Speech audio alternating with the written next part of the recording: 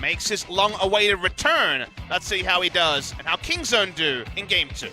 See whether it can actually breathe some new life as we enter Champion Select for game number 2. Afreeca Freecs now on our blue side. See what the priority is. Rise already taken away from BDD. As we start things off. Kingzone now on Galio, Zoe, Judy. You have to imagine Zoe's going to be the first cab off the rank. Their bans on the blue side, Gangplank, Sejuani, and Kalista. See what happens on the red side here for Kingzone, how much they leave open. And Kaz also, just like Peanut, a noted Kha'Zix player, is going to absorb that ban. Yep, 50% of the whole season he's played Kha'Zix. Ah, yes, the solid 2-match sample size. Yep, there's the Atlas special for you right there. They're all about the stats and shoutcasting tanks fighting. Oh, you have no idea. Skarn are going to be banned away, so they don't want to deal with the QSS timings and the headaches that can create. Yeah, don't want to have to work on a gigantic gold lead to feel like they're actually ahead after all of that money. Will we see Spirit debut a 13th jungler? He has played 12 unique champions this season. Yes. He hasn't played Lulu yet, Atlas. He's played nothing more than 3 times, which is silly. Zac is going to be taken away, though, so the jungle pool is thinning out. Sejuani first pick, a very big possibility here. Galio as well, standing out like a sore thumb. I would assume that would be banned, but it's a possibility that BDD would just run Azir into it or try to scale against it. May potentially look at the Corki, something like that. Play a composition that doesn't need to worry about the bouncy castle. One of its components already removed, and no, it's going to be the Varus taken away from Kramer. Blue side, respect given. Blue side leads the dance, but there could be 2 very powerful picks available on red side. Could be Sejuani, Azir, Sejuani, Ezreal. If the Galio is the expected first pick. BD's played 1 game of Galio this season, and Kuro is one of our legacy Galio players, so a lot of mind games about who locks in what. Yeah, BDD, of course, was one of the biggest Galio players when we first saw Longzhu playing it last year. So Sejuani, Ezreal. That's what we expect to be the picks here. Anything else would be a surprise. Yeah, especially with Kramer's Varus being banned away, grabbing that Ezreal becomes even more important. That's the theory there. They would have expected it to be a first pick Galio, and then it would be all about maximizing the 2 picks on the red side, not just giving over Ultra Comfort. But the Kalista was something that was accounted for. It would be a level of proactivity that we haven't seen in the Ezreal spam, and I, for one, am excited to see them move away from the Ultra Comfort for Praise. Played a comical amount of Ezreal games. It was his 12th game on Ezreal. Just silly, yeah. The last time out, and he will be jumping on the Kalista this time. Does also deny some bouncy castle from Afreeca, but they'll find some, Atlas. There's enough other options. And I like it how it's mostly Gorilla saying, no, you're going to need to empower me this game. I had an awful time last game. Everyone was focusing me. No. I need the Fate's Call. I need to be able to start some fights where I want to. Him and Prey, always such good synergy, but Spirit, our resident Camille god, joining a few others who have shown some prowess recently, but was the first one to really show us what this champion was capable of in the jungle. And you know who was one of the first people to show us the potential of Camille last year was actually Keen in the top lane on the Camille. I remember him making Shy look very silly in a game of Ever 8 Winners versus Rox Tigers, just absolutely taking it away in the 1v1. The Ezreal will be comfort for Kramer. You mentioned he's also played a lot this season. And speaking of comfort, we thought maybe the Azir for scaling, but what about fighting globals with globals? Oh, an old favorites, the Talia for BDD. Yeah, it's such a huge grin on his face as well. BDD looked a little bit shaken after that first match, a little bit forlorn, but after the break, looking like he's back in good spirits. Now, the second round of bans, probably a little bit more focused towards the top side, if you're an Afreeca fan. Red side Kingzone at the start of the season was the most fearsome thing to play because it let them last pick, counter pick for their top lane, but they've kind of abandoned that game plan. You'll notice that Gangplank has actually gone through the first round here. Everyone's surprised by that. Yeah, true. I didn't even notice. But all of this jungle focus. The Gangplank could still be locked in by Kingzone if they don't want to last pick, counter pick for Khan. Looking for support and top lane on the red side. Yep. For the same thing on the blue side as well, theoretically, unless we're going to be flexing, yeah, as you say. Always a big fan of the flex picks. When I see Afreeca, I think back to last year where Tucson could be playing Camille or Galio, but that's not going to be happening here. Taric ban as well, so a lot of comfort is banned away in terms of the support pool. So whether it's going to be the Braum or the Tahm Kench, or whether Afreeca are willing to trade. If it is the standard Kingzone playbook, they'll go Kalista Tahm Kench. We'd love to see Kalista Rakan, for example, but usually it's the self-sufficient bot lane, and Devour and Fate's Call defensively will be what we expect. It's Cuz in the lineup, and a J-Span. Means one less potential headache for Keen is answered. So Gnar available in terms of top laners. And one more support still left on the board as well. So like Gnar, Gangplank, Tahm Kench, Rakan are all the big champions to be considered. I just don't think Kingzone pick up anything other than a support right now. They so love getting Khan on a counter. Yeah, I would agree with you 3 weeks ago, but the Kingzone recently haven't been doing that. So it's actually a bit refreshing to see them. Last pick available, counter pick for Khan. It will just draft the Braum, so Kalista Braum, not quite Kalista Alistar in terms of engage, but still a lot of options there. Denying the True Shot Barrage as well, that Tucson showed us was pretty pivotal. Not a lot of them got through that Unbreakable. Shen, though, is going to be locked in. Could still be a top laner here for Afreeca Freecs. Usually been support this season. A couple of Shen's top lane we've seen have not been impressive. But I agree. We have to wait to the last moment. You never know with Afreeca Freecs. I think they need a little bit more damage, though. Right now it's feeling on the lower ebb, even though it's going to be AP Galio.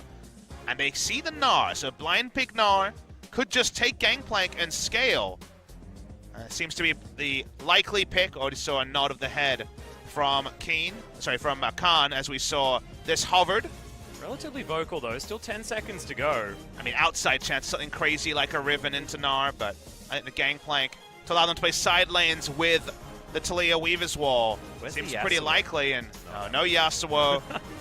No huge excitement from the last pick on red side. Just does end up being the Gangplank, a Gangplank counter pick. What is this world coming to? Yep, I also like it for area control. You pair that with the Weaver's Wall and you give in Prey so much space to work with. I understand how it's supposed to work, Pop Smithy. I just don't think it's quite as exciting as some of the other options that Khan has demonstrated to us so far this season. And while the map plays of the Weaver's Wall into the Cannon Barrage are pretty fearsome, you also have to kind of check yourself when you look at the blue side here, because they have now an insane bevy of globals, Engage coming through, Hextech Ultimatum, the Galio Ultimate, the Stand United. They're able to play side lanes actually better than what Kingzone are able to play, but Kingzone does have the potential win condition of Gangplank stacking up the damage. Seeing Prey in the comms there, hoping and praying you can get 4 items together to have some backline threat. It's a very different drop to what we saw in Game 1, but still a surprise to see the Gangplank fall all the way to final pick. Yeah, just crazy, but I like what Afreeca Freecs have put together regardless of it, you know? Like, I understand that there is a lot of priority on that Gangplank, but Afreeca just decided we're going to make the composition that we want.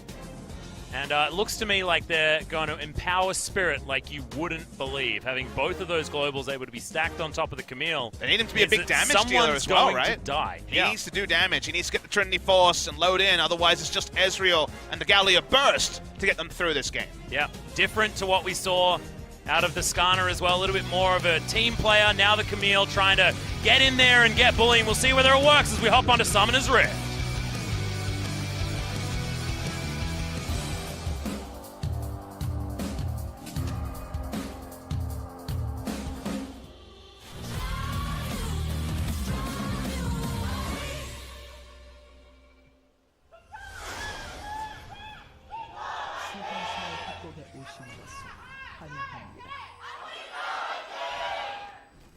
Afreeca fans, despite the fact that they weren't on social media for the fan vote, still pretty loud voices here in this packed Seoul East Stadium for what could be our final game of the evening. See them in the audience right now. I wasn't lying to you guys. Certainly are a lot of Afreeca fans. I mean, both these teams are very, very popular. Longzhu into Kingzone with all their stars and new stars alike. And Afreeca fans know from great seasons gone past. Insane that we might be talking about Kingzone going down 2-0 in a week. You look down to Longzhu and their match history, and there's actually only ever been one time since the start of summer season that Longzhu, now Kingzone, actually lost 2 matches in a row. It hasn't happened before then, so only one single time. That was against Jin Air and SK Telecom T1 right at the end of the second round robin last year. Expected greatness on the Rift multiple times, and largely been rewarded with it. Have the Kingzone fans, but a strong draft from Afreeca. Kind of a wayward end to Game 1. The sort of undisciplined end that we very rarely see from Kingzone will start to make their fans wonder. Yeah. Kingzone now as well, I mean, if we look over their side, they do have the coveted gangplank like you're talking about. BDD, ultra comfort on the Talia. It feels pretty good at the moment, and we haven't spoken a lot about Praise Callista, but he has always been pretty damn impressive on the bouncy lady. One thing to mention is that the expected game plan of the Weaver's Wall behind an objective and then Sejuani trying to threaten and zone them away so they can take turrets is hit a little bit by the fact that it is a Callista for AD carry, so the siege power of Kingzone, while not awful, is not as strong as a Caitlyn or a 600 range AD carry. Yeah. So still, can be a very useful game plan. They can still look for turret dives with Sejuani, and the Fate's Call is, Kaz is level 3, so Spirit will probably have to hightail it away. Yeah, despite the fact that there is a slight health advantage, as Hookshot is going to come in. Spirit actually wanting to tango right now, gets the electrocute proc, and Kaz is going to move away, worse for wear, as Seismic Shove very close. Not often that you see a level 2 jungler, more than half health the enemy jungler. Yeah. Actually doing a whole bunch of work there with Spirit. Level behind. Hopefully for Afreeca fans, a sign of things to come. Good news for Afreeca fans. Tusen's not done playmaking. He still will go unsealed spellbook. I was talking to Gorilla a bit about support choices on patch 8.2, and he used Tusen as an example of a support that will, when in doubt, take the spellbook and look for the playmaking rather than doubling down on a laning phase summon a spell, like the Guardian that Gorilla has picked up. I actually love it on Shen as well. Just give him the teleport, give him the ability to move around the map so effectively. To ignite for lane control, change it for an exhaust later. Yep, plenty of options. Okay.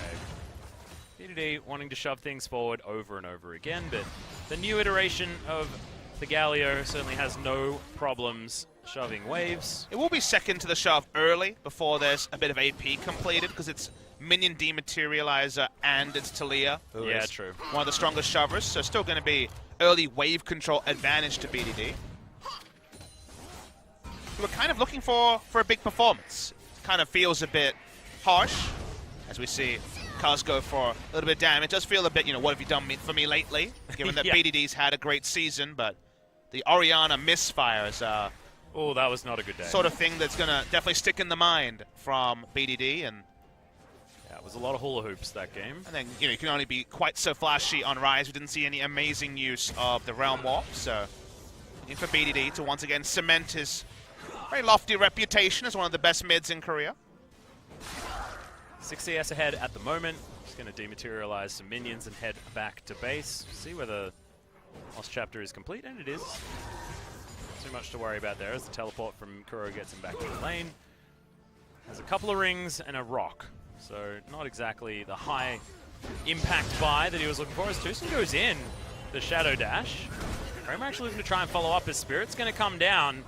They really want this. They really want this. In goes Kuro. Is he going to be able to slow them down in time? That's a good double slow coming in from Spirit. And they get the flash that they were looking for. You see everyone moving away as soon as those summoner spells go down. You know me, Atlas. I love me some value. And for the cost of his W, the Galio was able to get 2 flashes out of Kingzone DragonX. That feels really good. If you're Kuro, you can roam back down. Only costs you your teleport.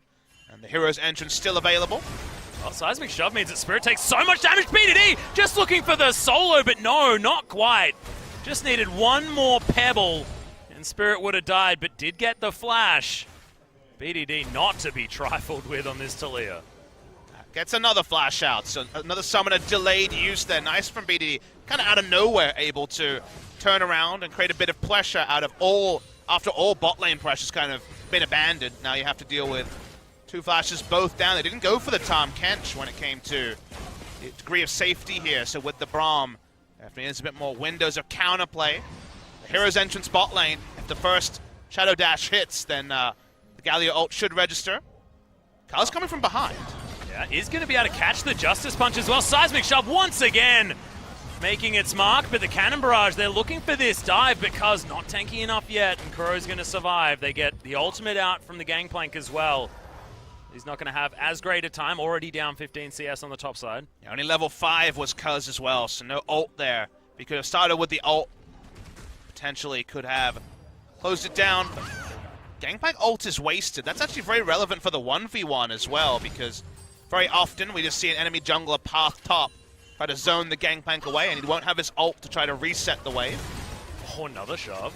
Thankfully the minion wave was there for Kuro. Alright, Khan misses the timing. The boomerang as well isn't going to find the mark, so Khan feeling okay. This Gangplank as he just tries to farm up.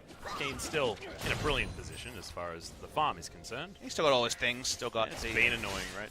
Still got the stopwatch, still has flash, so still very, very safe despite his ult being down.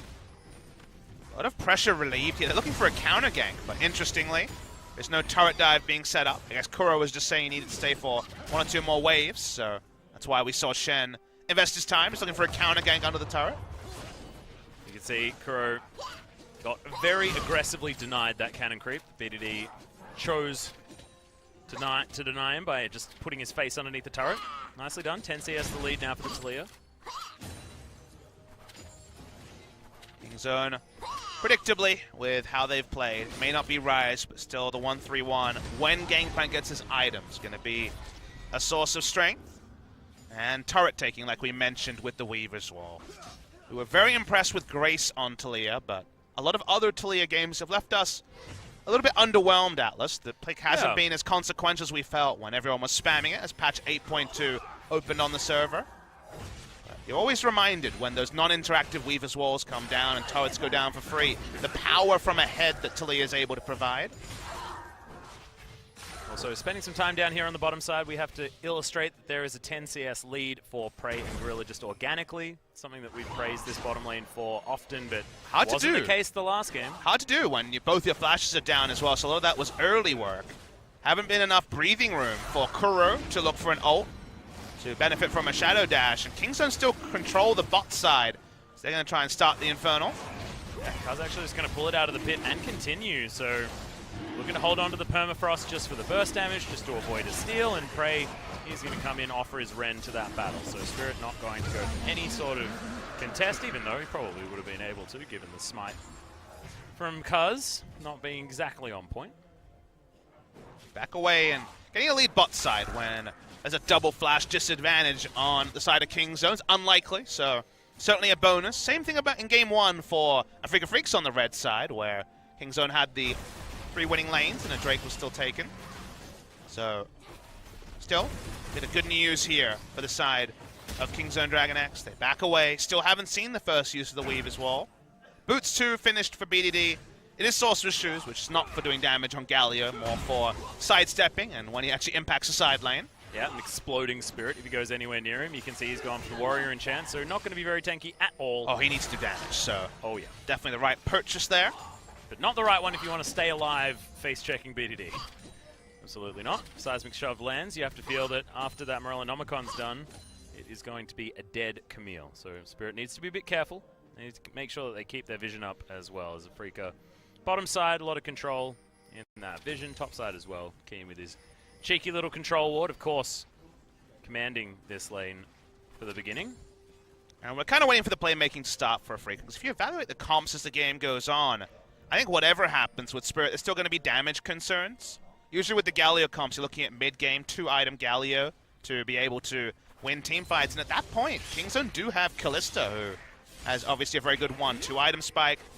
BDD early on the Taliyah. It feels like Kingzone will be competitive in the portion of the game where Afreeca is strongest in a true 5v5. However, we cannot forget, Stand United, Hero's Entrance, Teleport on the Gnar. It's all about outnumbered for Afreeca. So here we go. Well, speaking of outnumbered, Spirit, he's going to have to get himself the hell out of dodge, and that means Kingzone 3 versus 2 potentially for BDD. So far in with that Weaver's Wall. Does get the shield and is going to stay alive, and the Glacial Fissure is good out of Gorilla, just unable to get any kills off the back of it. Man, a lot of hyphiness from everyone from Afreeca and Kingzone. But longer cooldowns used by Afreeca Freecs, and they don't gain anything from them. The first round of ultimates doesn't grant them a kill. 2 globals used. Defensively, it's fantastic for the side of Kingzone. Now this turning on to Kramer. Yeah, sheer turret diving in. Prey was thinking about just going back and farming a minion wave as Gorilla was right next to that turret. Probably trying to get a demolish proc, you know. We've seen that bounce back against people before. Sorry, no, we didn't mean to say that. Was key as well. Two of them getting greedy for the Demolish proc. A level 2 Demolish proc, which... Not exactly the best. No. And Khan, happy that it's been non-interactive laning. Down 30 CS, but is gangplank.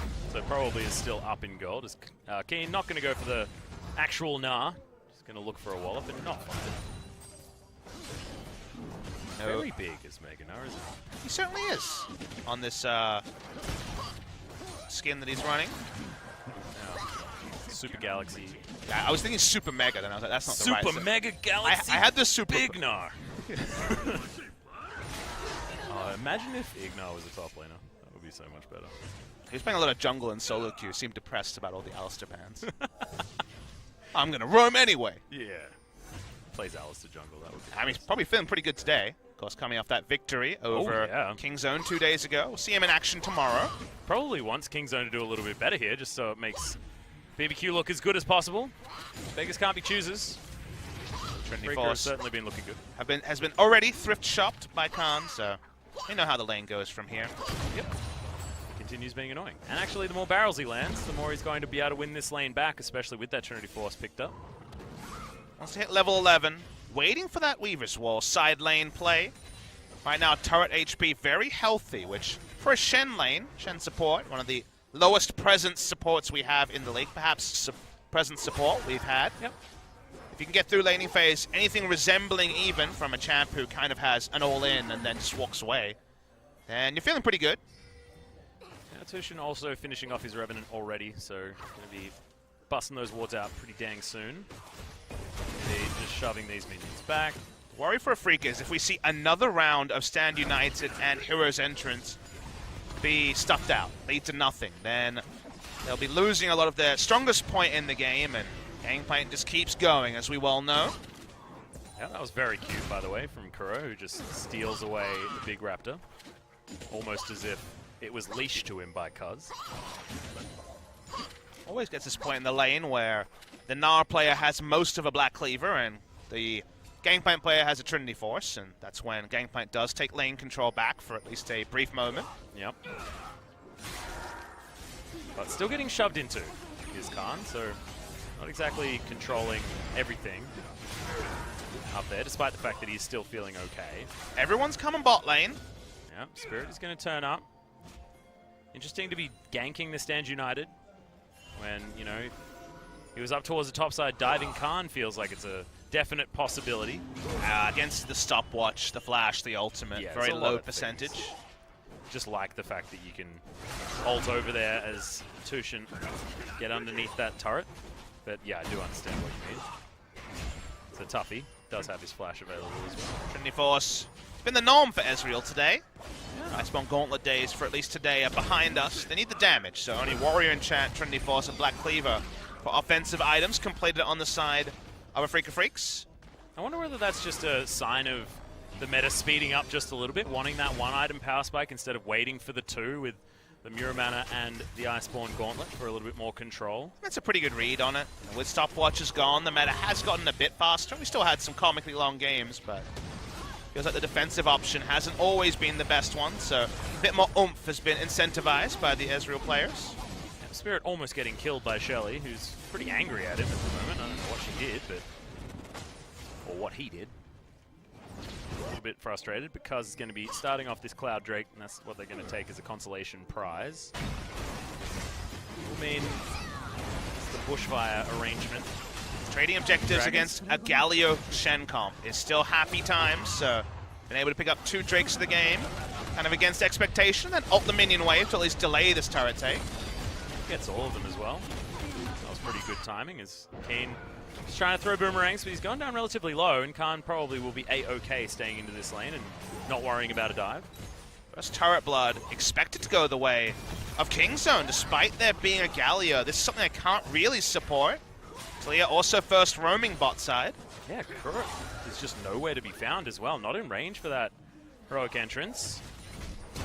It's the test. Yeah, there's the flash. The taunt actually goes down onto Gorilla, but Unbreakable is going to be there. It's Galio's still not in range. Absolutely nothing. Yeah, True Shot Barrage flying forward because the Unbreakable's on cooldown, but that's the tower going down, and First Blood going over to Kingzone. That was really bizarre. Galio just didn't seem to be in range the moment the Taunt Flash came in. Very aggressive. Seemed like they were happy with whoever they hit just to have it be a conduit for the hero's entrance, but didn't have to invest anything else. Did Kingzone, they get the turret, they get the kill. Happy times for them. Yeah, and Afreeca unable to grab this turret earlier on. See, Khan now with the Trinity Force, so much wave clear. It's getting harder and harder for Keen to get this shove actually working effectively. It's so weird that we've seen so many ebbs and flows with the Galio. Galio came on the scene, it was working well, and then we had the couple of weeks where in their losing streak, SKT first picking Galio, getting no value out of it, first pick blue side Galio, not working, and we thought, okay, teams have got better at disengaging, and then we doubled down the other way, and Galio became again the cornerstone of the meta. So it has gone in peaks and troughs, but my impression is when you see 1, 2, 3 opportunities to use that ultimate, either go begging or be turned around, Galio's value as a game goes to the ultra late game does start to come into question. Yeah, I find it very interesting that, it started off with Kongdu Monster looking phenomenal with Galio, creating these bouncy castle compositions that we really started to know them for when they were playing some pretty impressive League of Legends at the beginning of the season. But like you say, it's going through a lot of iterations. Afreeca Freecs on the back foot now, though. 2,000 gold behind approximately, actually 3. Thanks for Afreeca, looking a little bit more rough, but if they can actually make these plays, if they can get the pile in onto the priority targets, that's when things start to feel a little bit better. Kuro has Sorcerer's Shoes. That's a different one on the Galio. Yeah, it's a lot of magic penetration, actually. If he's against anyone with no magic resist, which is BDD right now, he's going to be doing a fair bit of work. Usually don't see it against the likes of Braum and Sejuani, but I guess if he's the one eating the CC, then he's happy relatively. It's interesting because Galio he's got better scaling now with AP, but it's not base damages anymore. So AP will come next. I guess Sonya's probably going to be the completion. When you see Fiendish Codex, it's probably going to be the read. Yeah, but there's very little control for Kingzone around their blue side. Seeing both teams split the map. Camille jungling around the Gnar. Interesting, we've got the Rift Tower actually sitting on Kuro. It's almost run out, so they need to work out where they're putting that very soon. It's okay. Charles may have found Tushin, but no.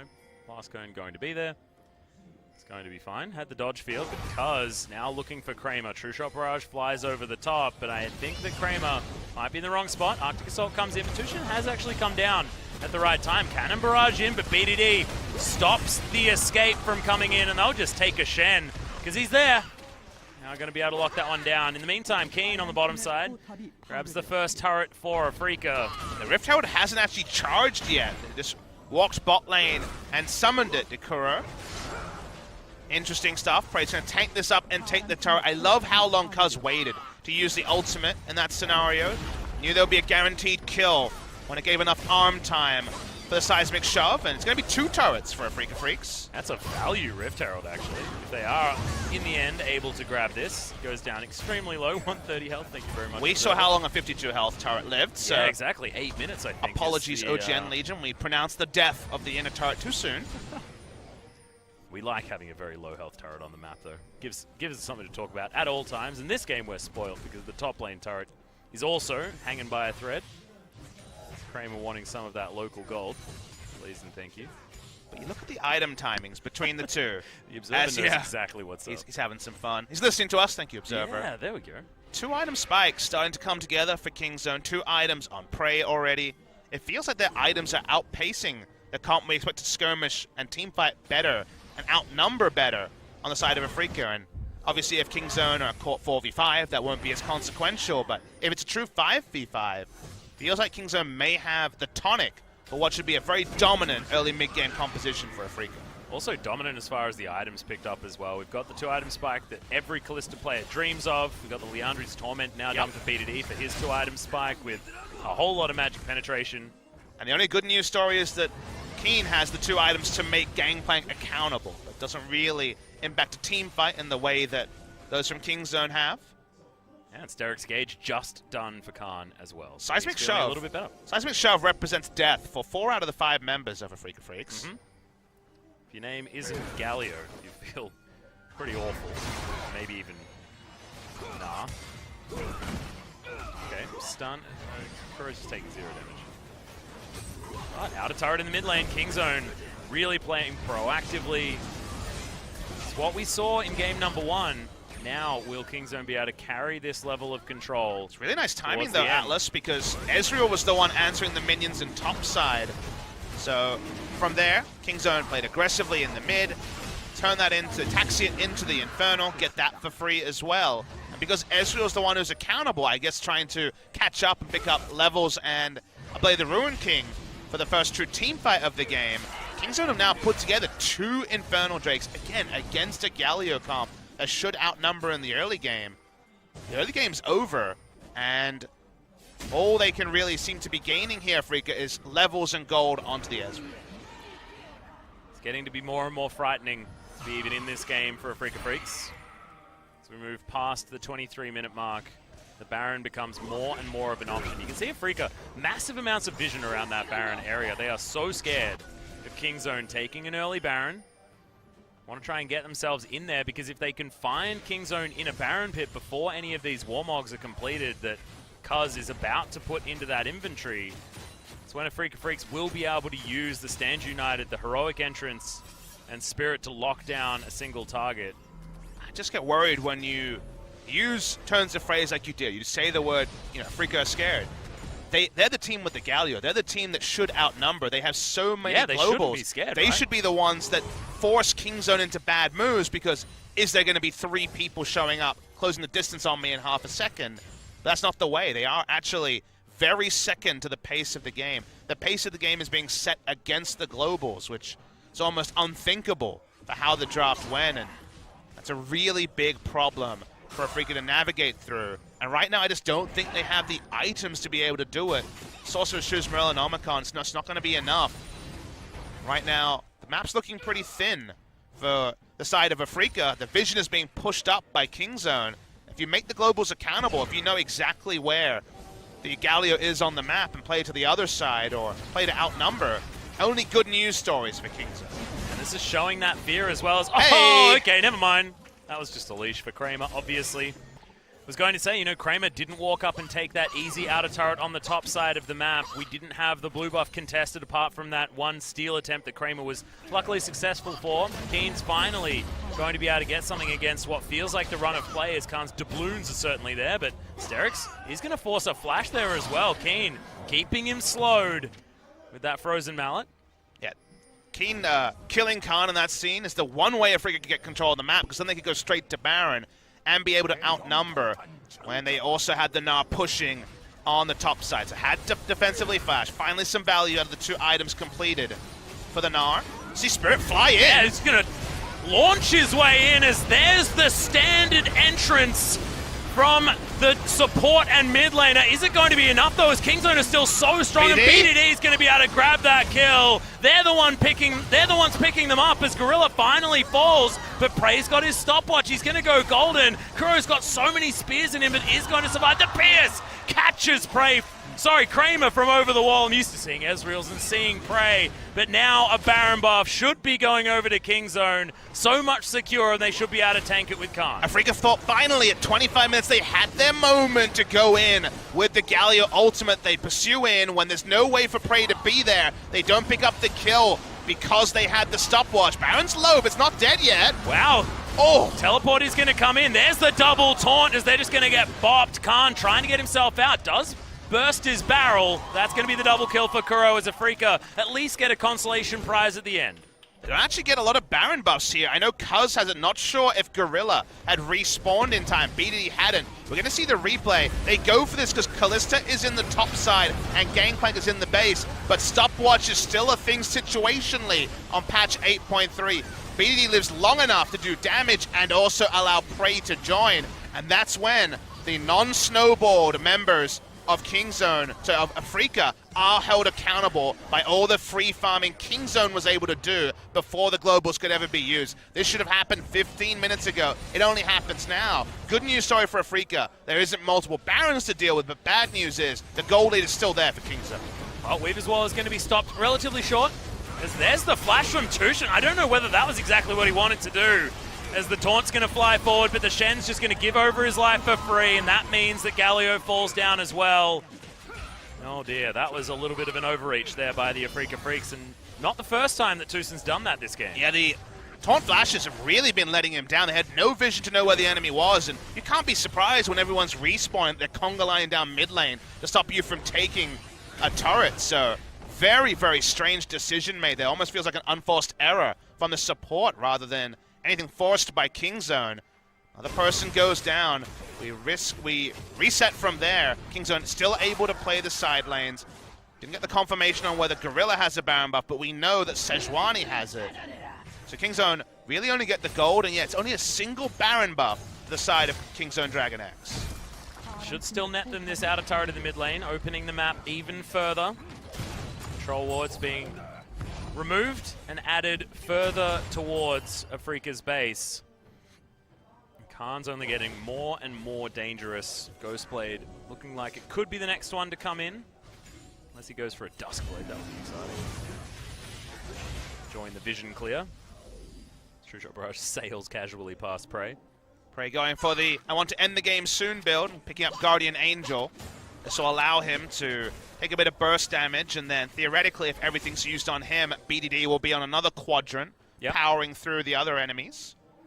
So it means that stopwatch doesn't need to be rebought or anything like that. Can just use the broken component to finish that one off. We know that Camilla's Feast of Famine only just finished Trinity Force, no boots too, so it's one of those Famine games. Shouldn't have been. They had the comp for Camille to dive in aggressively. They didn't actually pull the trigger.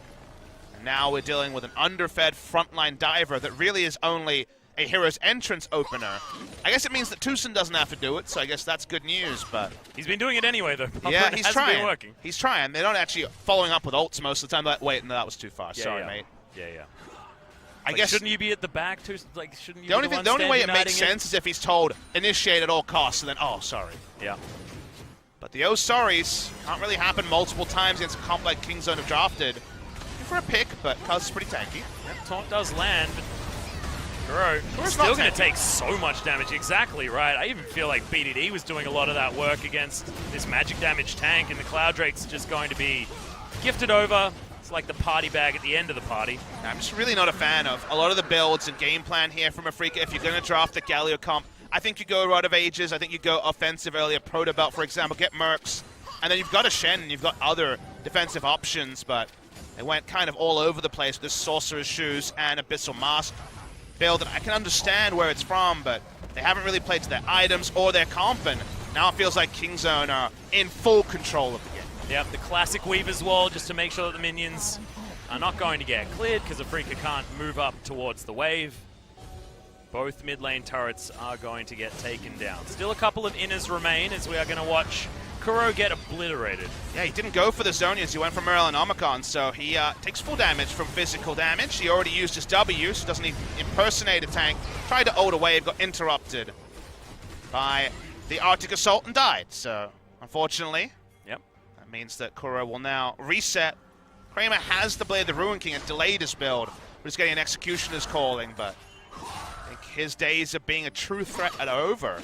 Looks like the good times are ready to roll for Kingzone. Drake spawn in before. There is a big Elder Dragon plan. It's going to be a 5 buff Elder Dragon when it does spawn, if it spawns. Real scary, yeah. And Triple Cloud means that Kingzone are going to be everywhere on this map as well. Okay, Hookshot's going to not land as the Arctic Assault is going to get Cuz out to safety. Push up side lanes, put down a Weaver's Wall, try to take an objective is what they want to do. Yeah. Probably the first time you do that, you disengage a Galio ult, and then you just get in the face of the enemy, try to make it work the second time. Now, Kingzone were in a similar spot in game one. Very different comp, different struggles that time around, but should note that they've been here before and weren't able to close out the game. At least this time they were able to lock down a Baron buff. It's a different situation here. They had one last time. It wasn't enough. Hey, that's true. That's true. Breaking the base on the first Baron is always the gold standard, but it was only a Baron onto Cuz. It was largely a Baron for the ability to get the gold rather than necessarily impact their position on the map so much. Wouldn't have been a huge Baron buff power play. We've got a Wizard Gargoyle here. It's a Rabbidan's Death Cap completed for Kuro. We're going to see more Death Caps on patch 8.4, but again, It's a bit of a muddied item build here. He needs the AP, so I can understand why he's gone for it. But Locket's already complete on the Gorilla. Double Locket even, as Cuz has one as well. So Galio really is only about one rotation of burst, and it's already been answered in items. Yeah, he's desperate for a Void Staff right now as well. I feel like that would have been probably more damage potential. But I appreciate it. If you had at least clear minions very, very fast. As long as the Baron buff doesn't go over to Kingzone yet again, and that's going to be up in 30 seconds. You can see Kingzone getting complete control over the vision in the area. At least there's some control wards in Afreeca's own jungle leading up towards the pit, but they are going to have to leave it on faith that Kingzone haven't started as soon as it spawns. Very different build coming through from Kai. Actually went double lethality on Gangplank. We never see this anymore. He got both of them. I was asking the question, Dustblade or Ghostblade, but it's both. Yeah, double lethality. Usually we see just the Yomus for movement speed into things like the Essence Reaver, the Phantom Dancer, and the Infinity Edge, but this build going to be low on the crit front, at least for the early game. Now, of course, you get so much money in this game, you can just sell it later and pretend you always had those items. Yeah. But the Dustblade does allow him to check for wards in the side lane. Very interesting choice. Very low armor on the side of Afreeca, so I guess that's another reason why it can be a good thing. Already saw shredding through of the Galio last time around. Well, no Unbreakable to block that True Shot Barrage, so Kramer given full information that the Baron has not been started. They have actually got a cheeky blue ward on there as well. Okay, Ghostblade from Khan just to run back towards the bottom lane. Weaver's wall. As well, yeah, they're looking for Tucson one more time. Okay, no, they're not. BDD in complete trouble. Just didn't know that there was a gargoyle there, and Kuro with his newly formed Witch's hat just going to take down the Talia in a matter of seconds. Yeah, caught him in transit, he just died. Now they're going to turn on to Baron. Punched him in the head. Interrupted him off the wall, was off screen, but we saw the tail end of it. Afreeca must stop Baron here. BD's dead. Yeah, Kuro still has the hero's entrance to get himself on top of Keen if he wants to. And Khan, he's going to make his way over. Cannon Barrage is there to try and get some sort of steal. Okay, gets the Gnar in Spirit, locks down the Baron. Cannon Barrage just going to be doing a little bit of damage, gets the flash out of Keen, but he's got the crush to get over the wall. Shadow Dash there as well. And Afreeca Freecs once again turn around the flow of play and pick themselves up a Baron. But it was delivered on a platter. In this game, you can't really talk about comp for rushing decisions by Kingzone. They dodge through with no vision, and Kuro just assassinates him in one rotation. Selects him, grabs him off the wall. And the best news story was killing the enemy's support. They weren't even going to be able to get a guaranteed pick. Tucson at the time had Flash and probably Cleanse both available. Really bad decision-making there by BDD. It has to have been a solid, even if it was a team call, they follow on it, and just as comically as Tucson went down a couple of times in the early game, this time it's at 34 minutes, and guess what? The penalty's much larger. It's a free Baron to the side of Afreeca. And now they've got all of this standing gold as well. They've got this very, very low health turret on the top side of the map. They can push that one through if they want to. You can see everyone else moving towards the mid lane. I can't really mince my words, Alex. This is a pretty hard game to lose for... Well, how far ahead Kingzone Game 1 as well, right? No, but this time the comp is even there. The four Drakes are there. They have everything going for them in this particular game. This was no outplay by Afreeca. It was legitimately a huge mistake by BDD. Just throwing it over. We don't often have pure throws in the LCK, but if this ends up being the pivotal moment in the game, it really was a very poor decision by BDD. Well, if Afreeca are actually going to come back and win this one, which they certainly haven't just yet, still a 6,000 gold lead for Kingzone, you will be looking at that moment for the time where things went wrong. You have to put yourself in the mind of BDD. He had no idea where Kuro was and did see a Shen that he could cut off with the Weaver's I know, wall. but why don't we Felt just start, like a good idea, but... Why don't we just rewind what you said? He didn't know where the Galio was. If Galio's on the same side of the map, even the chance of guaranteeing the kill is lower because of the hero's entrance coming in for the damage reduction. If you know Galio cannot respond, there's some validity to it. But there were too many holes in the plan, and it feels like Kingzone is skipping steps. They're so far ahead, they feel like they've already done all the hard work. They were way ahead in Game 1. In this game, they're even more ahead than the gold really symbolizes because of just the scaling of the gangplank. But now suddenly, one more mistake and the game could just end to the favor of a 2-0 for Afreeca Freecs. Well, looking on the other side of the coin, Kingzone are finishing off a whole bunch of items here. There's Keen trying to do battle with Khan, and the flash actually comes in. Cannon Barrage right on top. That's the solo kill, but Khan may have sacrificed himself for it. Spirit ultimatum and then flashes out. Kuro in a whole host of trouble. He's going to get isolated and most likely destroyed. That's a see your death moment as he goes golden and gets taken down. Kingzone get 2 picks, started off by Khan just being a beast. Yeah, Khan is on the gangplank. He is free farm, so able to answer one split pusher, and then Kuro teleported in to his doom. See if normalcy can return. We'll see if that can end the Baron buff power play from Kingzone. Khan does the heavy lifting. One of his teammates letting them down a little bit. Khan back on the board. 6 items. Cheaper build than most gangplank builds, but he can, of course, augment it later with some swaps. Zone push through. It is 5v3. The Infinity Edge later, but this inner turret not long for the world as Kingzone will just wipe it off the ground. Elder Dragon will be up relatively soon, and remember, so many dragons for Kingzone. I mean, Kingzone one picked up for Afreeca. Are still an amazing spot in this game. They have a huge compositional advantage. They have a split pusher who now is strong enough to 1v1 the Gnar, whose whole assignment was taken down. You'll notice that Gnar is building for the 1v1 with probably a Bloodthirster to go along with a Phantom Dancer. Or a Guardian Angel if he wants to pick that one up. Yep, could be a instead. Guardian Angel as well, but has built for the 1v1 rather than going for Randuins and the pure teamfight build. Yeah, I would love the Bloodthirster, by the way. That sounds way better. Much more exciting. It's Keen.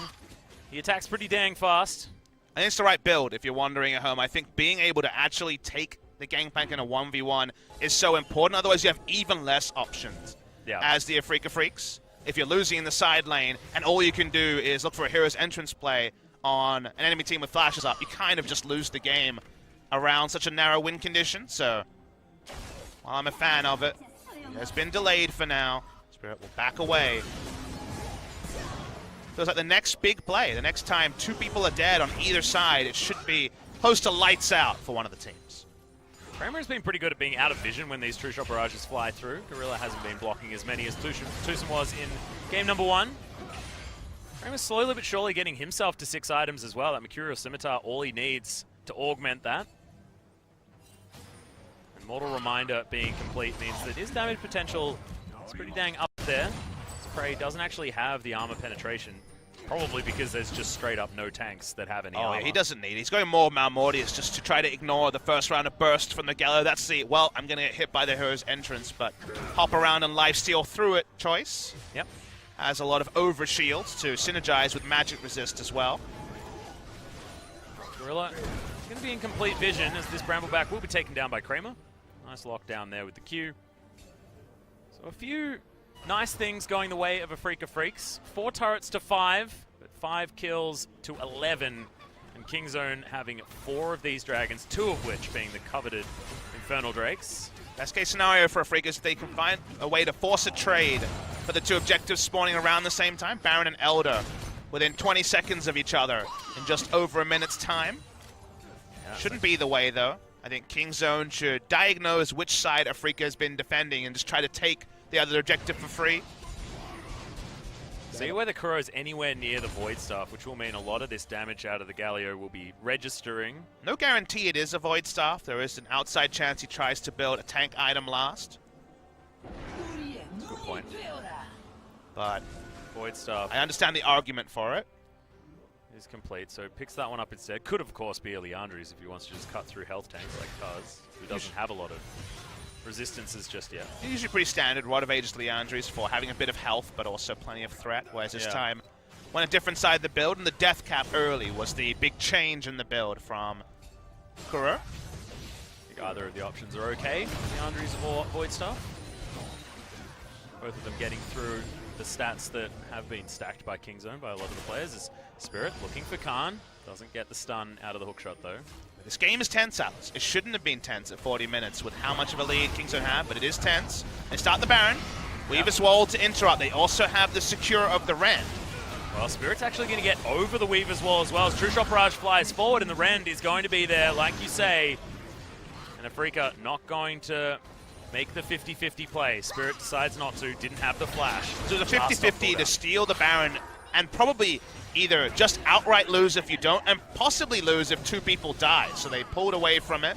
There's no way to get 5 people into the pit. It would have just been 2 against the world. So No need to look for a smite there, but the problem is that the other objective that spawned is also of just as high value to Kingzone as the Baron. But if Afreeca Freecs can keep Kingzone interested in the Elder Drake, then this Baron buff is going to go completely wasted as far as pushing down these inhibitor turrets is concerned.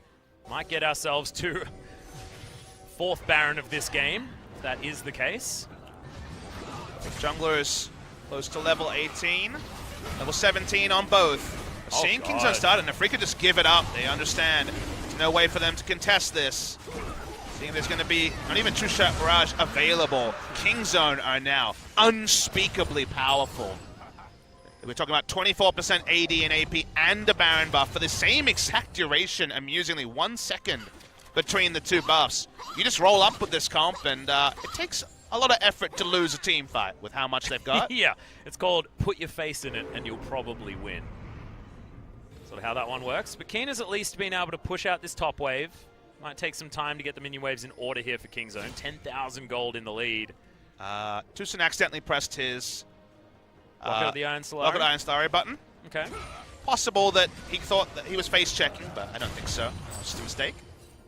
Tucson been making a few mistakes so far this series. Hana started varying up his build. He has Phantom Dancer now to the boots. Yeah.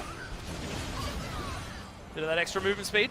Some control here in the side lane as well as he moves towards what could be the inhibitor turret if he's left alone. Expect the Ghost Blade to be sold for an Infinity Edge pretty soon when he has the gold for that. It's the most likely change because you want to keep Youmu's for a bit of movement speed. Yeah, Keen also sells his Phantom Dancer and grabs a Thorn Mail. He really doesn't want to get hit by this physical damage. All of a sudden, there's armor in this team. All right, Kingzone, you gave your fans a bit of a heart palpitation. Now, turning on to the base. Base should be broken here, 43 minutes. Yeah, not a whole lot the Afreeca Freecs can do, and that's actually going to be Kuz going in. Seismic Shove, and Kuro does get his Zhonya's off, but is he actually going to be able to get anything done? Absolutely not. His Spirit, he's going to get slaughtered. The heal not enough from Kramer, and he's just trying to pull this one back as far as he can go. Inhibitor actually fell down, I think, just incidentally, and Kingzone will terrorize the Nexus turrets and bring us to a game number 3. It looked scary in game 1 where Kingzone threw away the huge lead, but this time it's been dominance. One trip up, but that wasn't going to be enough to seal the deal, and we're going to the last game of the night here, Papa Smithy. Kingzone DragonX answering back. Yeah, Kingzone giving opportunities to the enemy team 2 games in a row. Game 1, the comp allowed Afreeca Freecs to come back into it. Game 2, they had an excellent composition for closing out games. They make one mistake, they return to normalcy, and they close the game largely on pace. So I wonder what that means for game 3 here. Very low value out of the Galio in game 2. Will it be left open for BDD to have a visit to that pick, and will he even prioritize it as a first pick, because you don't think that Afreeca will return to it after misfiring with so much engage. They had the chance for Wombo engage, never really took it, and the game was decided around the Galio. So we're taken into a game 3 where on balance of it, I feel like Kingzone has been the better performing team for 85+% of the minutes we've had on the Rift, and yet we are 1-1. Yeah. And also we're having a move over to different sides, but guys, we are going to have a short break. When we get back, the deciding game between Afreeca Freecs and Kingzone DragonX.